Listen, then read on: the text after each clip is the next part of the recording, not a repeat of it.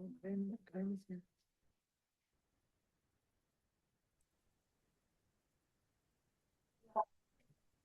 do you want quorum check? Please go ahead. Thank you. District 1, Supervisor Alejo. Linda Gonzalez, alternate. District 2, Supervisor Church. Here. District 3, Supervisor Lopez. District 4, Supervisor Askew. Alternate Kira Pani here. District 5, Supervisor Daniels. Alternate Kimberly Craig here. City of Carmel by the Sea. City of Delray Oaks. City of Gonzales. Here. City of Greenfield. Here. City of King City. City of Marina. City of Monterey. City of Pacific Grove. Here. City of Salinas. City of Sand City. Here. City of Seaside. Here. City of Soledad. Here. Ambag. Here. Caltrans District 5. Here. Monterey Bay Air Resource District. Present. Monterey Regional Airport District. Alternate Carl Miller here. Monterey Salinas Transit. Here. City of Watsonville. CSUMB. Present. Chair, we do have a quorum. Thank you. Shane, go ahead. Yes, thank you. I'm going to now read into the record the following relating to Director Velasquez's remote appearance today. The director joins us through Zoom link provided on the agenda. Quorum is present in the Cheyenne room. The director has disclosed the need to staff for her remote appearance pursuant to the government code 54953.8.3, also known as Just Cause, for travel while on official business. This is director's first use of Just Cause. She is limited to 2 in the calendar year. Director Velasquez, if you could please keep your camera and audio on during the meeting pursuant to Government Code Section 54953.8.3. And Director, thank you for your patience. The last item I have is for the record. Do you have anyone over the age of 18 with you present in the room? No. Thank you, Director. So the Director will be joining us today as a voting member. The minutes will reflect her remote appearance pursuant to the government code for travel while on official business. Further, we have Alternative Gonzalez joining us through the traditional Brown Act. Therefore, roll call voting will be used until Supervisor Alejo joins us in person. Thank you. Thank you, Shane, and thank you, Director Velasquez, for joining us. I also want to note for the record that Director Barron has also joined and attended. Thank you. We'll take the Pledge of Allegiance. Please stand.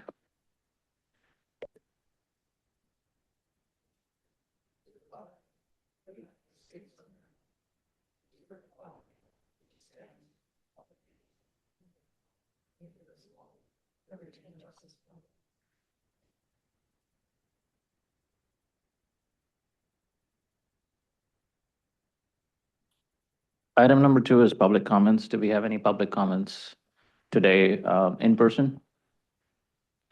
Anybody online? I see a couple of hands raised. Phone number ending with 2837. You have the floor.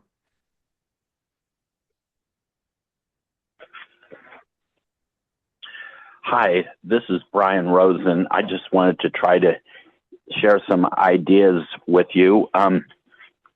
You know, there's one bus in Humboldt County where senior citizens get to ride for absolutely free because there's a grant. And I think we really need to look out for the low-income people because they're having a very, very hard time these days. By the way, I just saw that gasoline is like 4 cents a gallon in Iran. So we need to start thinking about the difficulty addressing low-income people's needs. Oh, concerning the surf project, which I'm against,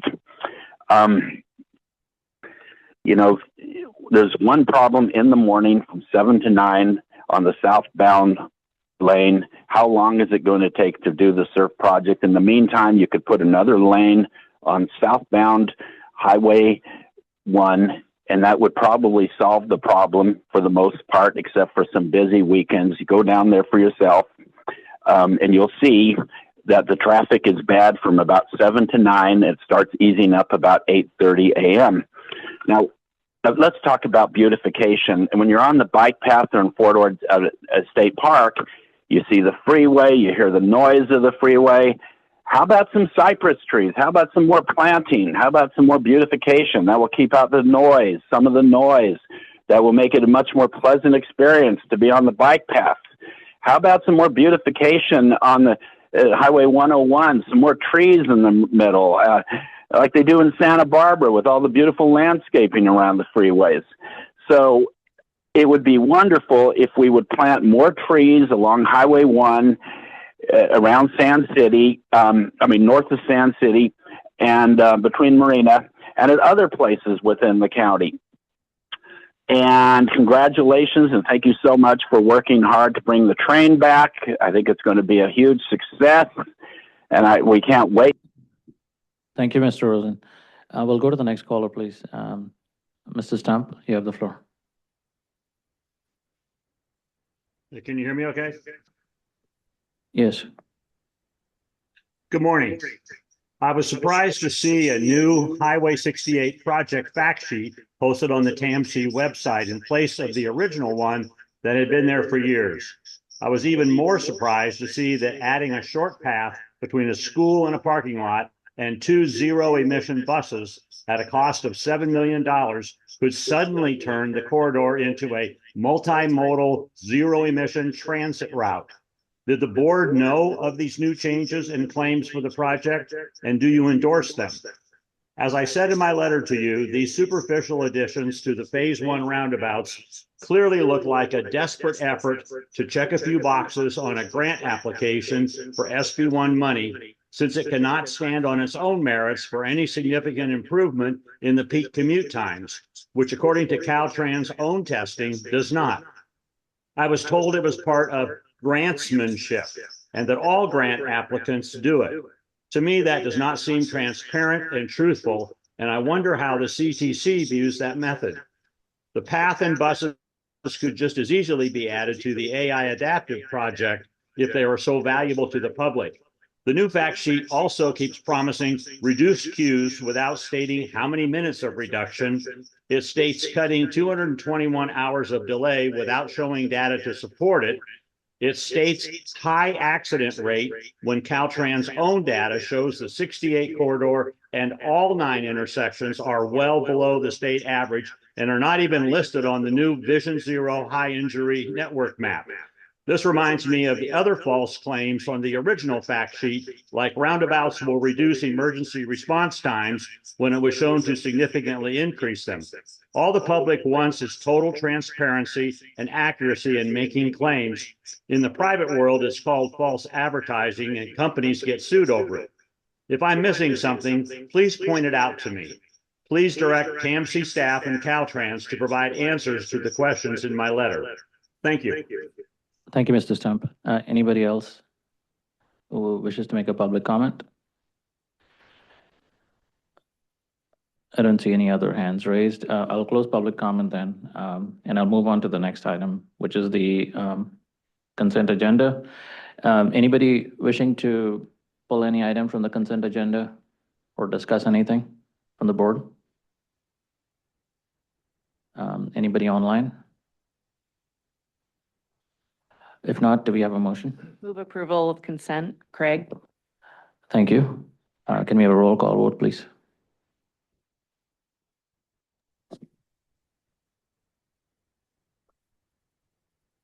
District 1, alternate Gonzalez. Aye. District 2, Supervisor Church. Aye. District 3, Supervisor Lopez. District 4, alternate Pawnee. Aye. District 5, alternate Craig. Aye. City of Carmel by the Sea. Yes. City of Delray Oaks. Yes. City of Gonzalez. Yes. City of Greenfield. Yes. City of Monterey. Yes. City of Pacific Grove. Yes. City of Salinas. Yes. City of Sand City, Yes. City of Seaside, City of Soledad. Yes. Chair, the motion passes. Thank you. I would just like to say that we did, as part of this consent agenda, we did pass the recommendations for the BPC, the Bike Pedestrian Committee. However, there are several vacancies that still exist. And so if anybody knows of any cyclists, especially in King City, Gonzales, Delray Oaks, please feel free to call the office. Thank you. With that, we'll move on to item number 4, which is presenting the Transportation Agency Employee of the Quarter. Todd? All right, thank you, Chair.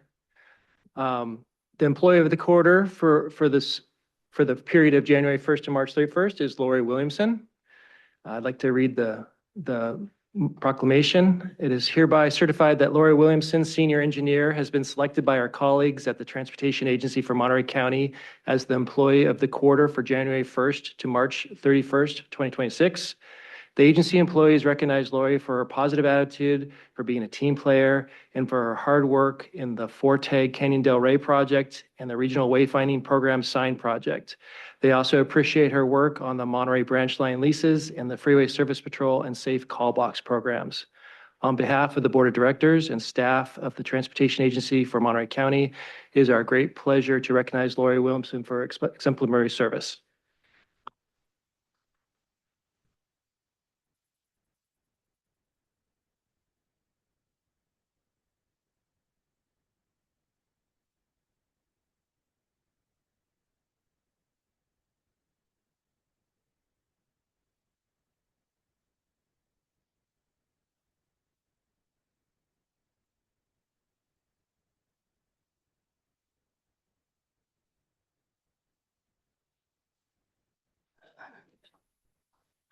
Thank you, and thank you, Lori. There's actually a consent agenda item that Lori actually led. Just for the record, that has got nothing to do with this. Both are unrelated. So we'll go on to item number 5, which is receiving an update on the US 101 south of Salinas. Doug?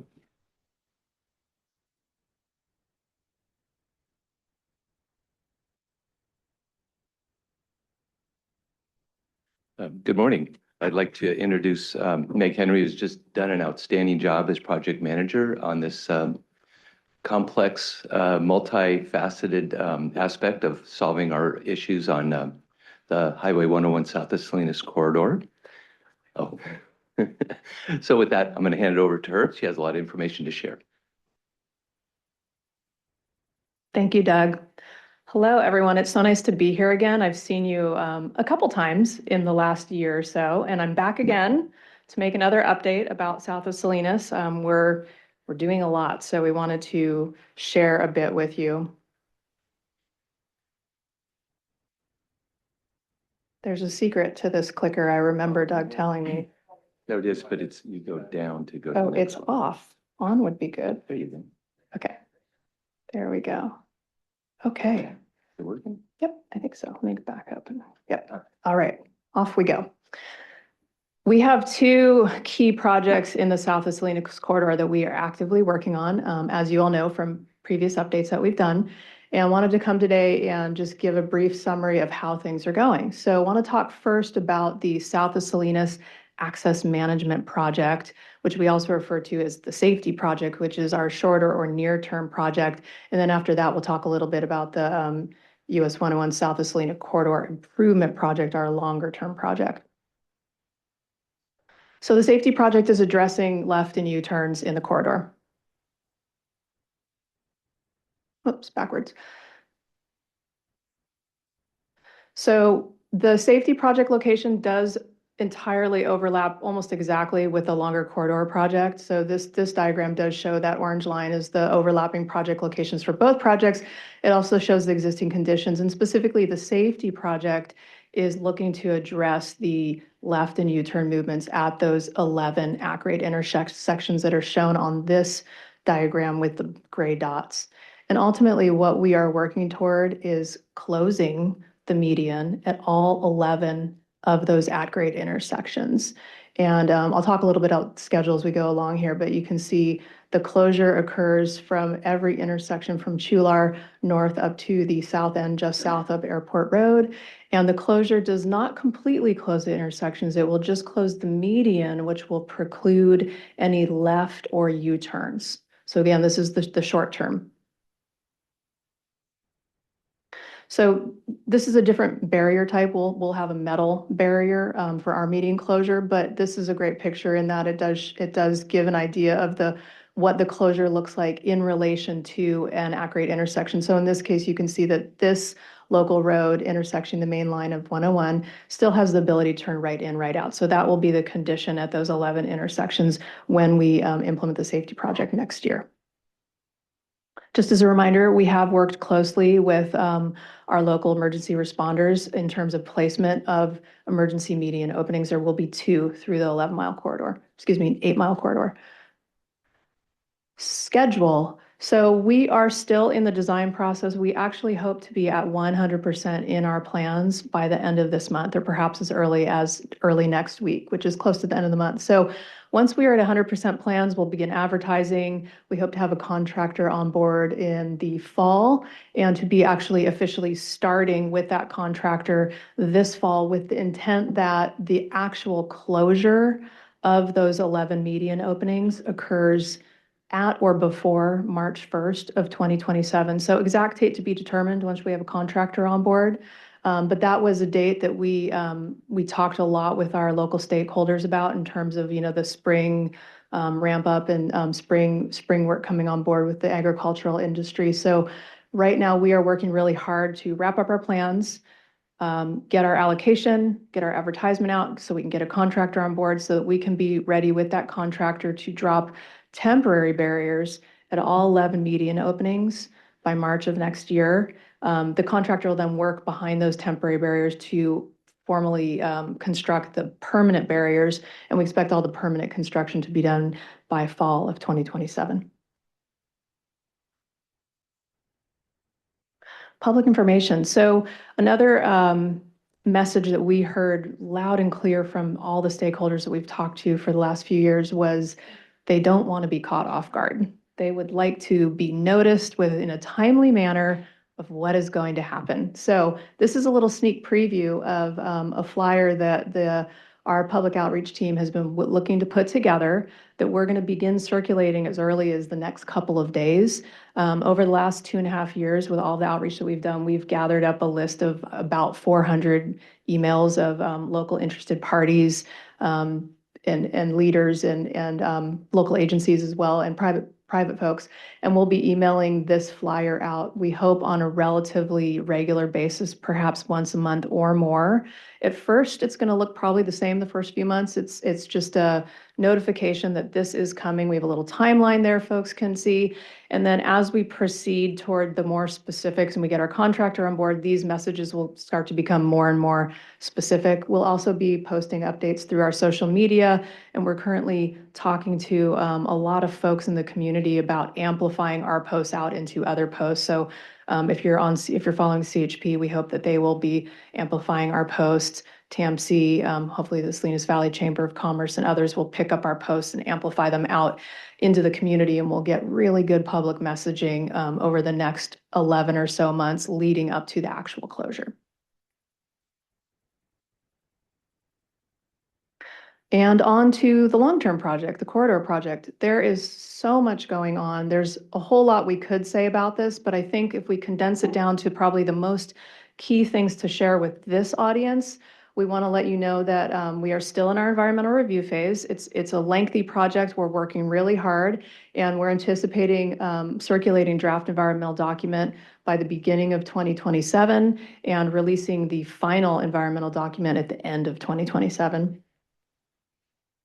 We are also now pursuing our first funding request for the corridor, and that would be funding coming from SB1, the Senate Bill 1 Trade Corridor Enhancement Program, which we like to refer to as SB1 TCEP. So we've been working collaboratively with TAMC's staff for the better part of half a year or more, moving toward the actual application event for what we call SB1 Cycle 5 TSEP funding. So we've already gone through multiple rounds of submittals with Caltrans headquarter. We recently talked to the actual CTC that are the CTC staff that sort of gatekeep this program. And we're looking to have the green light to submit an application for that funding in November. And ultimately, it's competitive funding. So the award decisions as to who actually gets granted funding would be issued in June of 2027. So that's an ongoing effort that we'll continue to update on as we proceed through that process.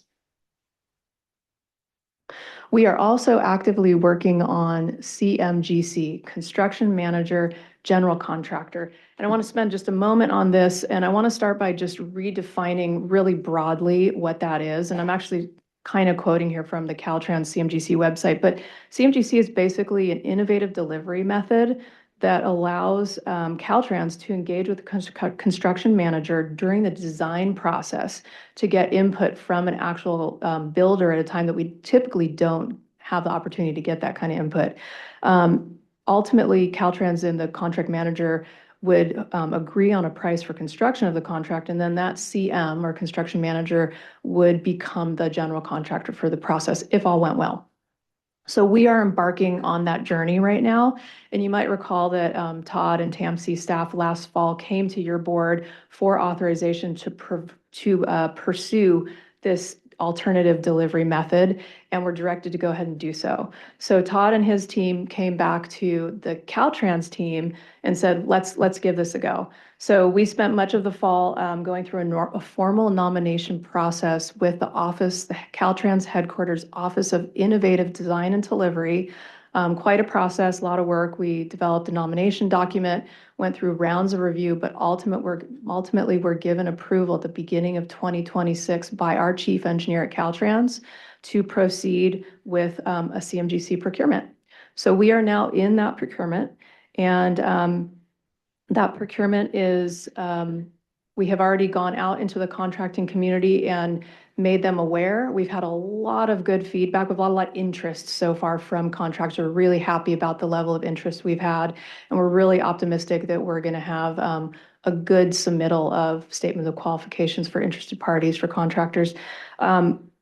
Ultimately, on the schedule that we're on, we hope to have a contractor selected and procured by the beginning of 2027 for CMGC, and then we will proceed from there. And the last thing I just want to say about CMGC is just to re-highlight some of the benefits that we get. And, first and foremost, there are many benefits that CMGC can offer a large highway project, but one of the ones that I believe is most important for this project is because it's a qualification-based selection. So we're not just selecting for lowest bidder here. We're selecting on qualifications. It gives our team, and when I say our team, I mean our Caltrans team and our TAMC team working together on this through the whole nomination and ultimately selection of the CM, gives us an opportunity to look at each of the applicants and select somebody that we think is best suited for this corridor, for the context of this community, and for the ag industry that we have, knowing that there are going to need to be a really high level of sensitivities to the ag industry, to the commuters moving through this area, and how the project will impact their daily functioning. So that's a great part of our motivation in doing this.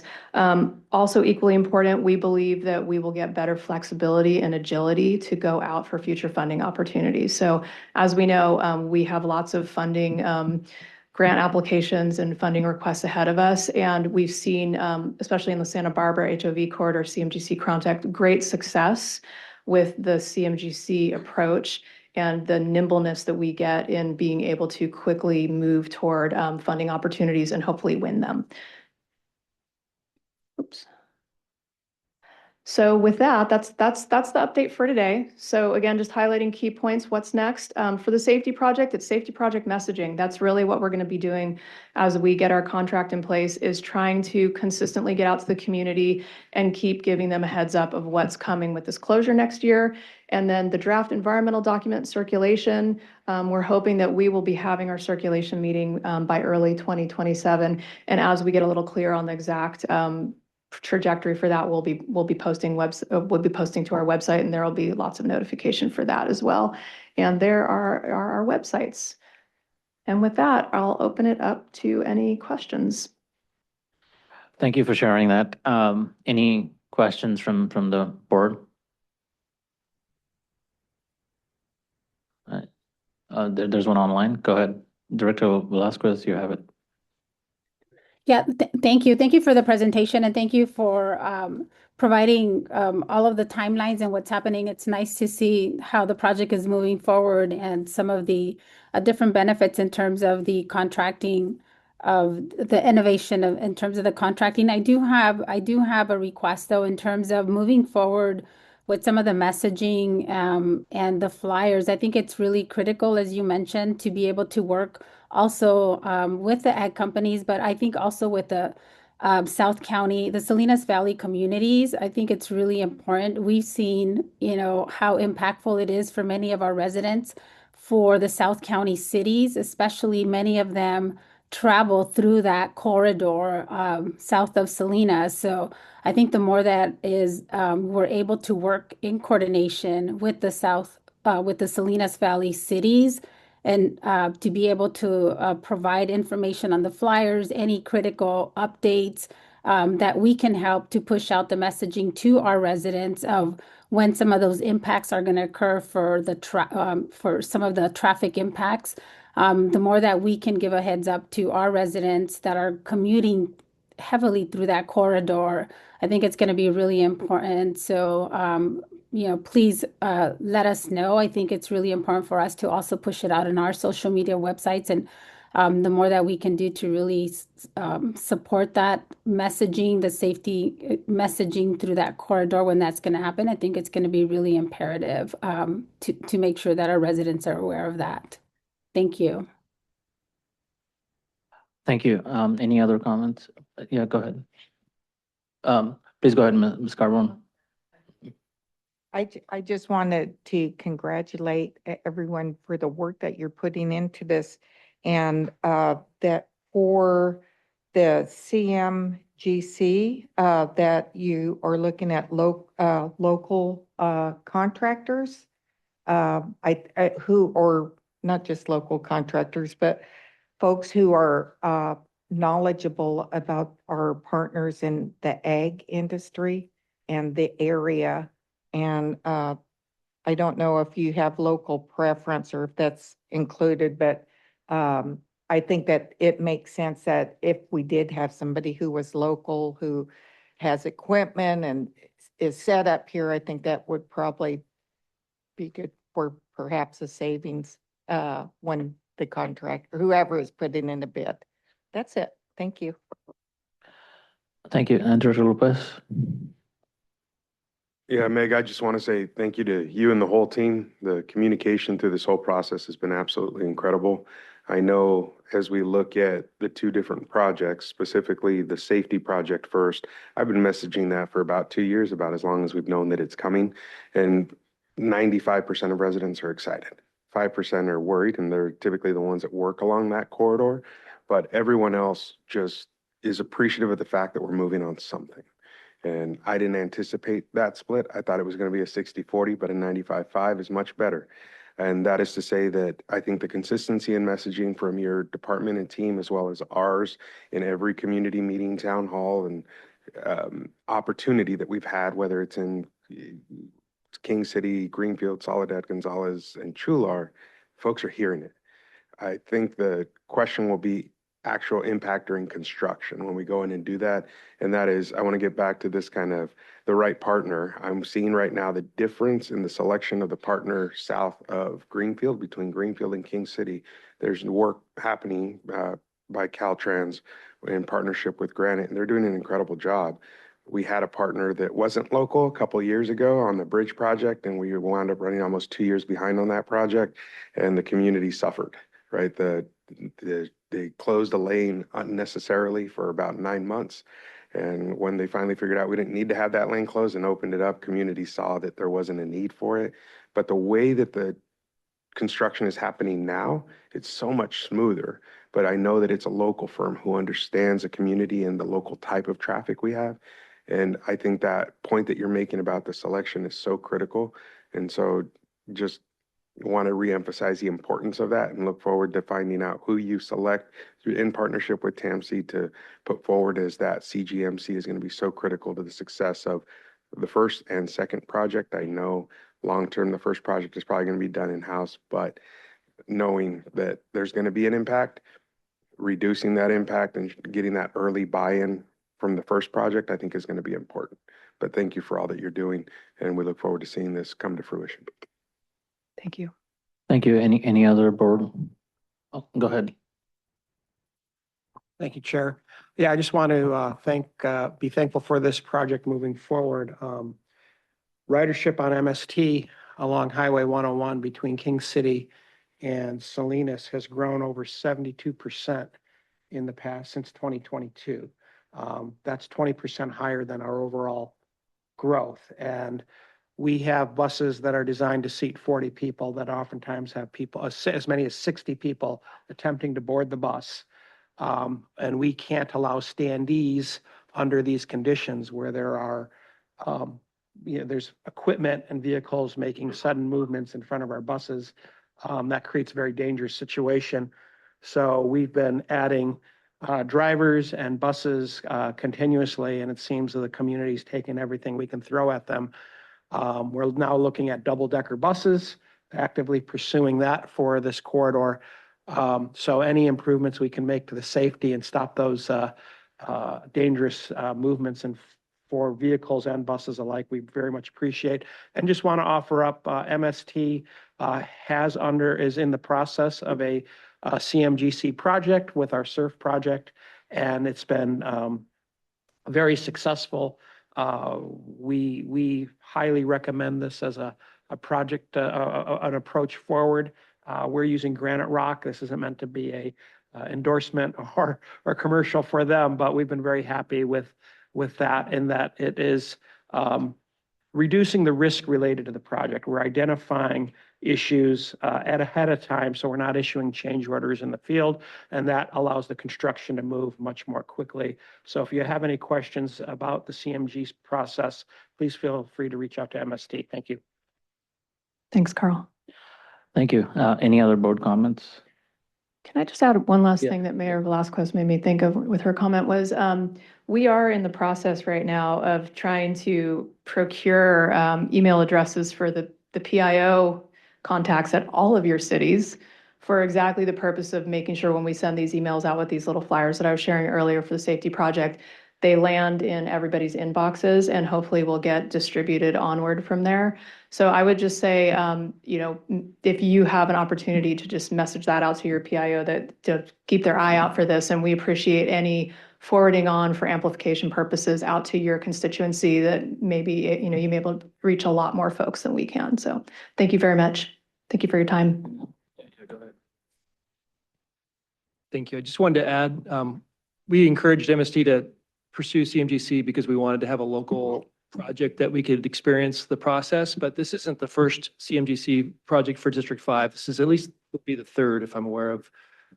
So we've been following their progress and using this innovative approach for quite a while, and felt like it was a good opportunity for us to apply it to this project. So this is kind of a long time coming. So we're really excited to have this process moving forward. Yes, and I just wanted to echo the same facts, which is that, first of all, there's a lot of, it's a massive project, and I appreciate all the outreach that you guys are doing. I had a question. So the ag growers and shippers, they're part of the review process, right? So there was a slide which showed review. Are these folks participating in the review process? We, so not necessarily with the selection of with the contractor per se, but I do feel, and maybe Todd will nod his head if he agrees with me, but I do feel that we have listened very closely to our ag contacts for the last 2.5 years, so that we are going in with their voices in our minds as we begin this procurement process for the contractor. We've spent a lot of time learning things about ag and when people harvest at night and what the time frame is for getting cut vegetables into a cooler at what temperature, and who's farming what fields in the corridor. and so on. So I do feel, even though they might not be in the actual selection process, that we are taking into account so much that we have heard and learned from them over the 2.5 years. And I keep saying, there are many benefits with CMGC, but the one that stands out for me is our ability to select somebody who we feel is best qualified to understand the ag and the overall community and the disadvantaged community context that this project is in. So they're with us in spirit. Thank you. A great job, and appreciate the timely updates too, which is what we're expecting. Thank you. Thank you. Director Velasquez, you still have your hand up. Did you have any other comments? Yeah, my final comment, I think maybe we should do it for all, but I think for this project, maybe a good idea, Todd, maybe if we can request for the South County cities or Salinas Valley cities, if we can get the email addresses for all of whether they call them PIOs or social media or communication directors for the cities. That way, when we get ready to send out those flyers or communications, that we have those ready that we can send out to the cities and they can help with the posting of when the construction starts. I think that'll be helpful. That way we have them on hand already. Sounds great, and it'll be useful for the future too. Any other comments from the board? Any public comments? Yes. Yes, go ahead. Kevin Dayton, I'm speaking as Government Affairs Liaison for Salinas Valley Chamber of Commerce.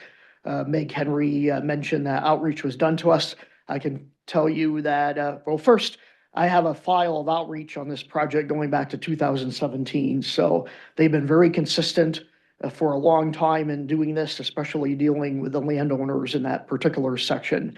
And from what I hear, yes, other than a couple of oddball people we'll just have to work on, everybody says this is a wise project.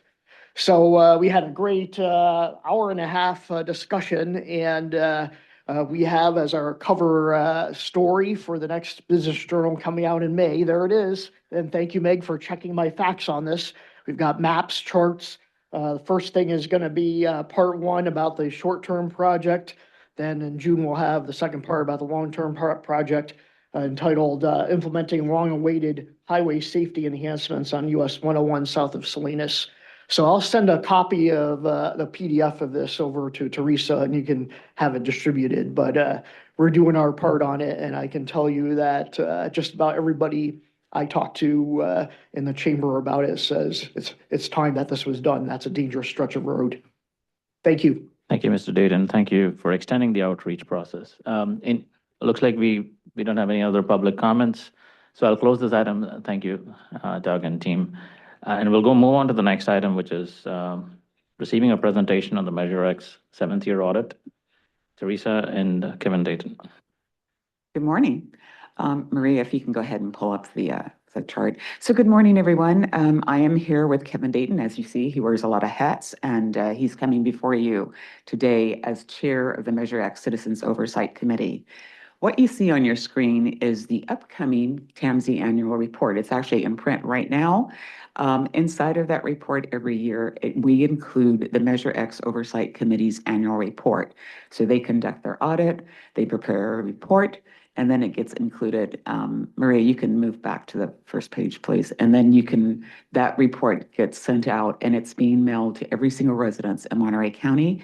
You can expect it to arrive the first part of May, the second week in May. All of you should get it in your inbox. And so with that, I'm going to step aside and have Kevin Dayton present to you the results of their committee's audit.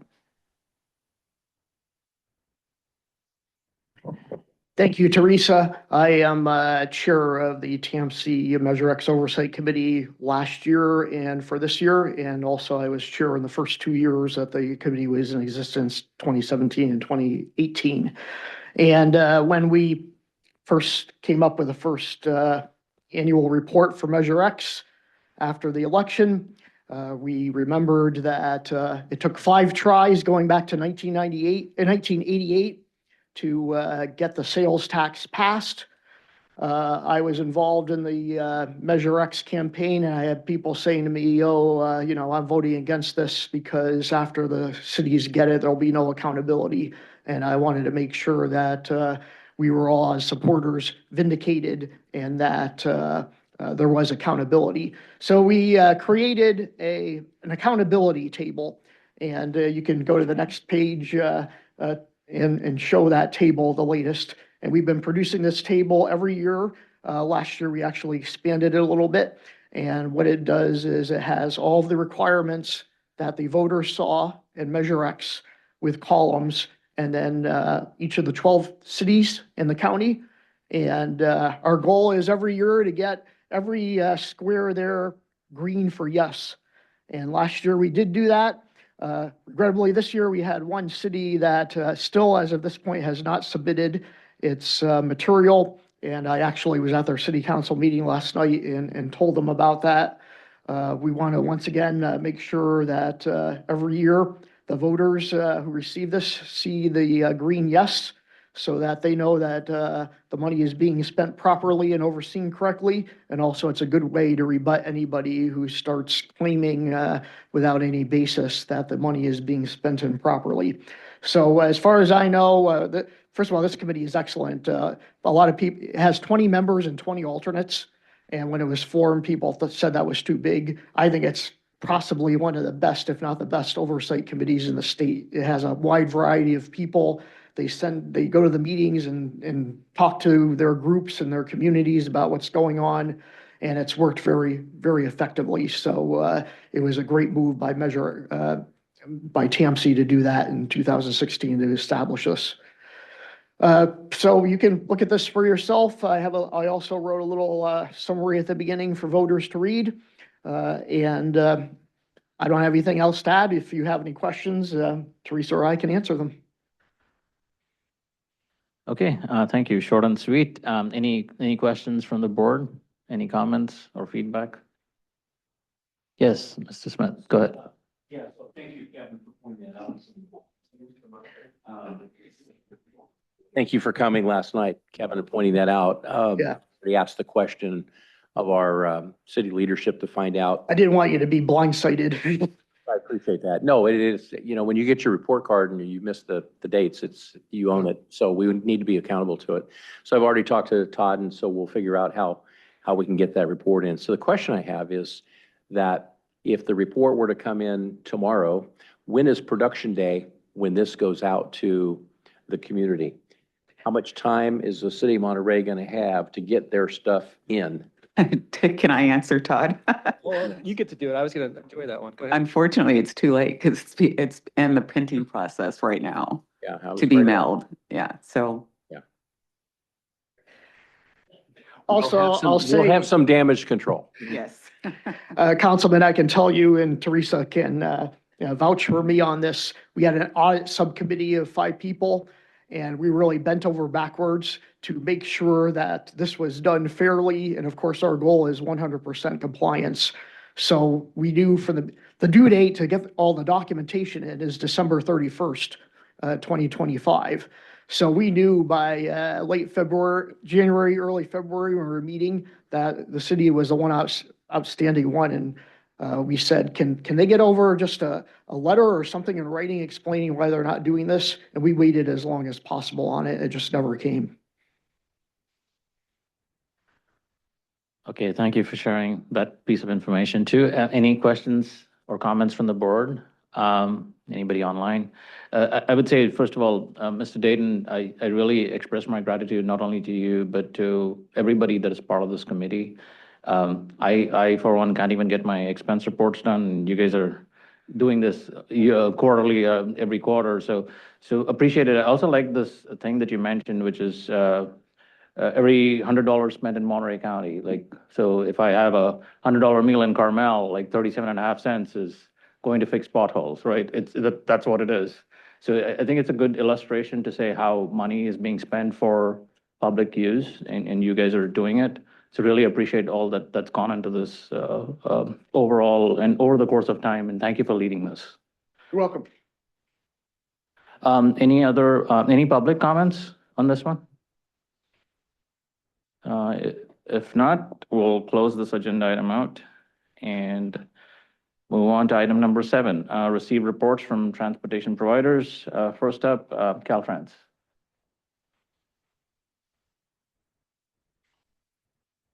Good morning, Paul Valadeo, Office Chief of Project Management at Caltrans, stepping in for our Director, Scott Eads.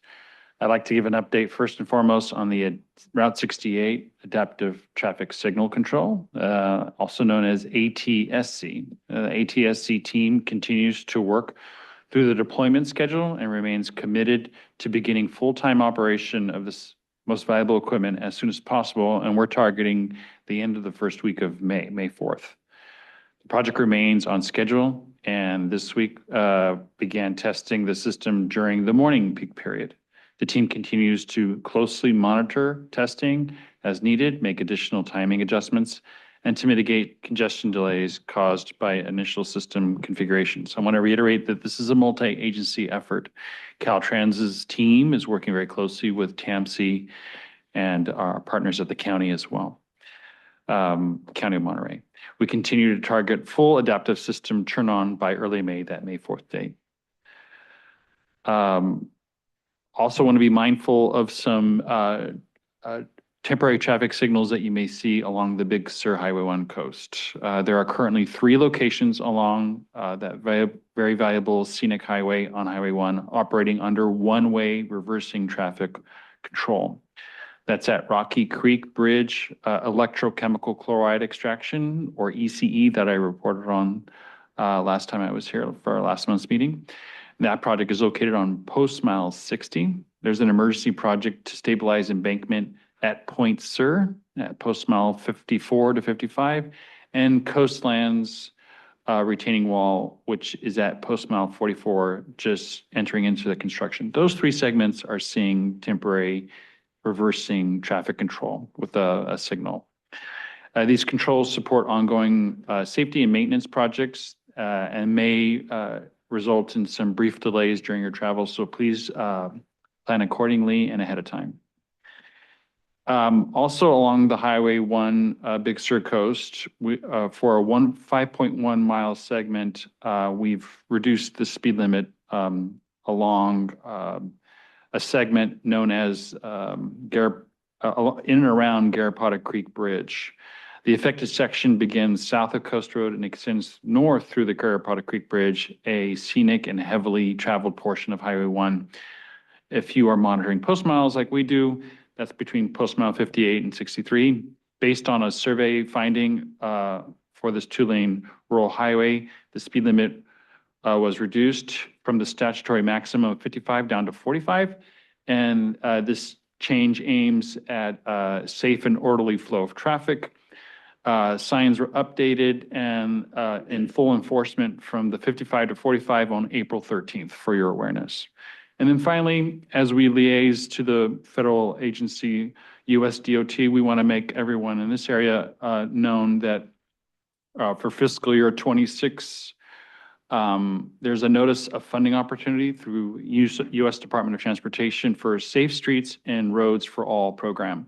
There's nearly $1 billion in funding available, and application deadline is May 26. Eligible applicants include developing a safe action plan and implementing elements on a completed safety action plan. And that's my update for this meeting. Any questions?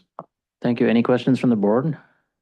I just had a quick question on the last comment, right? Like Safe Street for All, the funding that's available. We just passed the Vision Zero action plan today. Does that allow us to partake in more funding opportunities there because of that? Yeah. Todd? If you have your plan adopted, you can apply for additional funding for infrastructure projects. So the funding that we received to do the plan that we're currently doing is from a Safe Streets for All. I'm not sure I got that right. Safe, Paul, you want to repeat the title for me? Safe Streets for All grant. Yeah, I keep getting that one wrong. So we got a grant to do the planning side, and the timing is local jurisdictions need to adopt the plan and their goals in order to submit. So I know we have a couple jurisdictions trying to rush to get to that deadline, and I'm not sure if they'll be ready or not.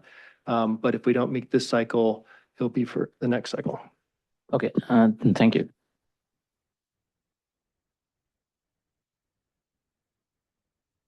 We'll move on to the next one. Sorry. Oh, Mayor Velasquez, go ahead. Yeah, thank you. I have a quick question on that. So if we adopted ours already, I know the city of Soledad just adopted their Vision Zero plan, then we would be eligible to potentially submit a grant for the Safe Streets for All, or submit an application for the Safe Streets for All. Yes, if you have an adopted plan, you can apply for infrastructure funding. Thank you. Thank you. Any other comments? Okay, thank you. We'll move on to the next one, which is the Monterey Peninsula Airport. I think I heard Carl. Mr. Miller, are you here? Can you hear me now? Yes, please go ahead. Nothing to report. We're still moving forward with our construction. We are putting a roundabout in front of the airport on Garden Road at Olmsted, and that should be completed in a couple months. Thank you for sharing that. I know Chicago is coming up in sometime soon too. So, any Yes. questions? Any questions for Mr. Miller? If not, thank you, Mr. Miller. We'll move on to MST, Mr. Sidorik. Thank you, Chair. A few things. Happy Earth Day. MST is offering free trips on our service throughout the region on this Earth Day, and we're happy to participate in that, especially providing that with our current fleet of approximately 1,700% renewable electric battery electric buses, 13 of which just arrived within the past couple of months and are now in service. And that complements the other, we'll say 67 renewable fuel-powered heavy-duty vehicles. Just wanted to also mention we're only about 31 days away from T-30, T meaning trolley. The MST trolley will be going back into service on May 23rd. Also on that service change, we'll be extending our service back to Bradley because of new construction done by the county in the area of Bradley, us allowing us to return service to that area and adding more service to the South County communities. Surf construction is continuing, moving south now into Sand City. We're implementing some retaining walls and starting to do work there, as well as work on the roundabout on the southbound intersection of California Avenue and Highway 1. And we're starting work on our designing for transit guidelines. I'd like to thank the cities of Salinas and cities of Greenfield for volunteering their public works directors to help us do this update of our designing for transit guidelines that we like to produce for your cities as they implement new road designs and new subdivisions, so that you have the information you need to properly plan for public transit service in your communities. And finally, I'm really happy to announce that a couple of weeks ago, MST executed a purchase agreement with the Salinas Valley Waste Authority for the purchase of the Sun Street facility, which will be the new location of an expanded zero-emission bus maintenance and operations facility and transit technology training center. So that initial purchase was funded by Measure X, and I want to thank everyone for supporting that, and helps us move out of a 40-year-old maintenance facility that is far too small for our existing services, let alone growing services for the community. So that's what's happening at MST. Thank you. A lot of good updates. Thank you. Any questions from the board? Anybody online? Thank you, Mr. Sidorik. We'll move on to Monterey Bay Air Resources District. I see Mr. Boyle here. Yes, good morning, everyone. Happy Earth Day. Sean Boyle here for Rich Stedman. And MBARD's report today is going to be concerning AB 2766. It's the 35th year of this grant cycle. Let me remind you that funding for this program comes from annual vehicle registration fees, which is $4 collected by the DMV. And that's based on the number of DMV vehicles registered in the 3 county jurisdictions. So these funds are used for grants for public agencies and the public in Santa Cruz, San Benito, and Monterey counties. And this is for direct reductions of air pollution from on-road motor vehicles.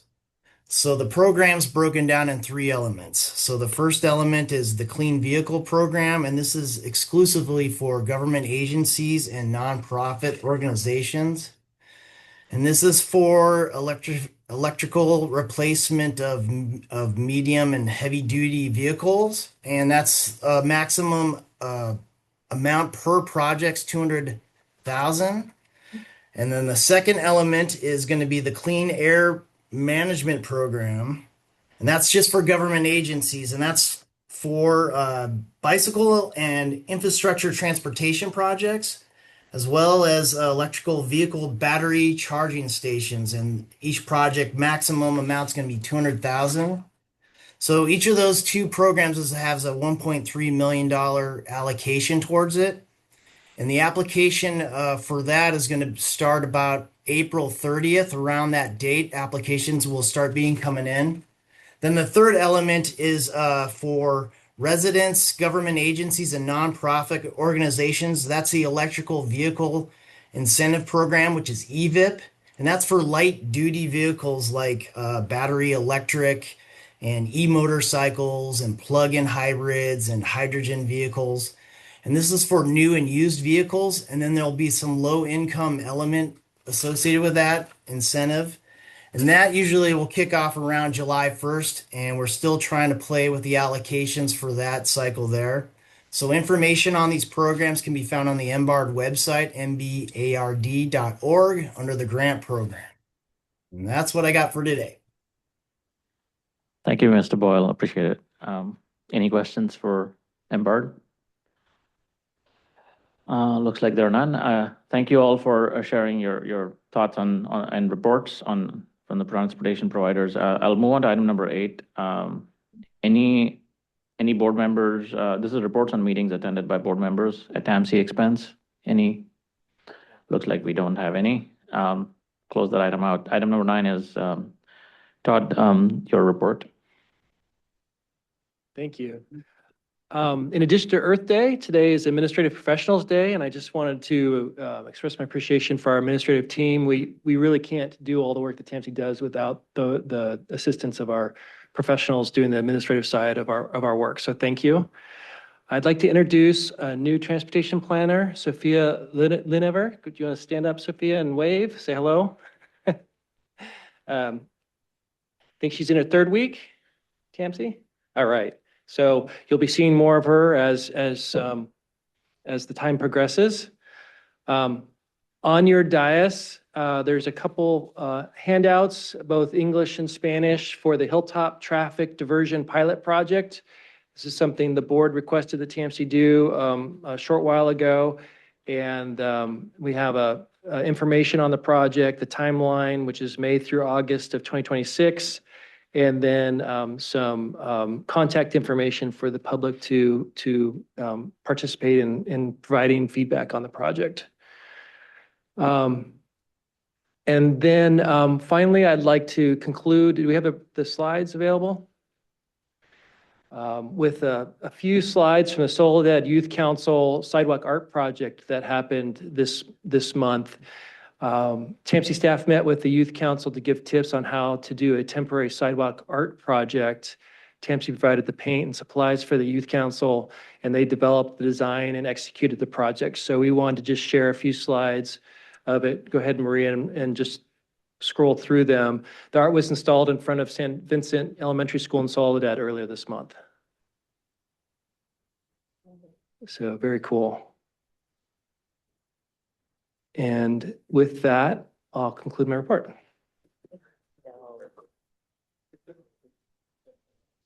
That was a fast-moving presentation, but thank you. Director Velasquez, you have your hand up. Go ahead.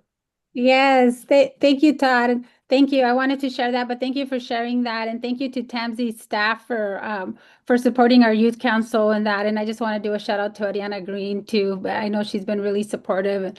And also to, I think, the Monterey County Health Department as well for supporting our youth council and that. So just big applause and big shout out to you guys for supporting our youth council. So much appreciation for that. And then just on my note, also wanted to thank the TAMC team as well for supporting the city of Soledad and allowing us also to be able to complete our Vision Zero plan for adoption at our last city council meeting on April 15th. So thank you. Thank you for sharing that. Any other questions from the board? Any comments? If not, item number 10 is announcements and/or comments from TAMC members on matters that they want to put on future agenda items. Anything of interest? Seeing none, I think item number 11, I think on the occasion of Earth Day and Administrative Professionals Day, we finished this in under an hour. Congratulations, everyone. Thank you for being here and thank you for making this productive. The meeting is adjourned.